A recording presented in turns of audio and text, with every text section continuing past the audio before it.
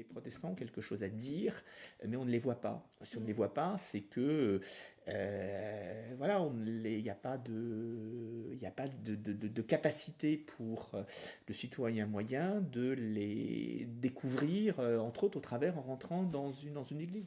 Donc déjà, en base, la question est comment est-il identifié? Doit-il être identifié? Moi, j'estime que dans d'autres républiques, alors pour le coup, c'est aussi une expression de la laïcité, chacun a un droit de visibilité et égalité autour d'un espace public. Le temple, il est inscrit dans un urbanisme, il a une certaine forme de lisibilité, d'identité, d'expression, etc. De lui donner en fait une connotation un peu protestante est beaucoup plus compliqué. Parce que je pense qu'il n'y a, a pas de réponse unique, il y a plusieurs réponses. Et je l'ai moi un petit peu imaginé en étant très ouverte, à un moment donné très transparente à, à Hermont. J'étais parti d'une forme assez simple et en disant une main, alors, en disant, la main de Dieu est venue se poser, on l'a ouvert, alors c'est une forme d'oreille, etc. Il y a une relation extérieure-intérieure qui est importante, c'est-à-dire qu'il y a une certaine forme d'intimité quand on est à l'intérieur, mais une certaine forme de perception de ce qui se passe à l'intérieur depuis l'extérieur.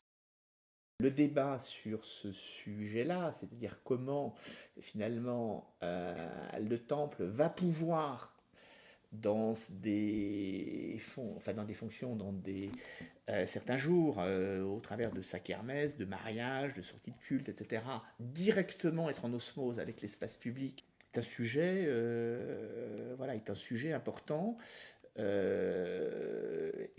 en tout cas, j'essaie de faire en sorte de vraiment conserver une certaine intimité intérieure, mais qui est presque un entonnoir pour inciter en fait à y rentrer. Mais c'était peut-être pas évident il y a 30 ou 40 ans où beaucoup de lieux protestants se sont construits avec un très grand anonymat, une certaine forme de discrétion. On m'a proposé d'aller en Corse pour, comme ça, donner quelques idées justement sur cette problématique d'identité de quelques lieux disséminés à travers la Corse. Je ne savais même pas qu'il y avait une paroisse protestante en Corse. Ça prouve bien que voilà, il y a une communication qui commence à faire ses fruits. Donc ça, c'est une assez grande satisfaction.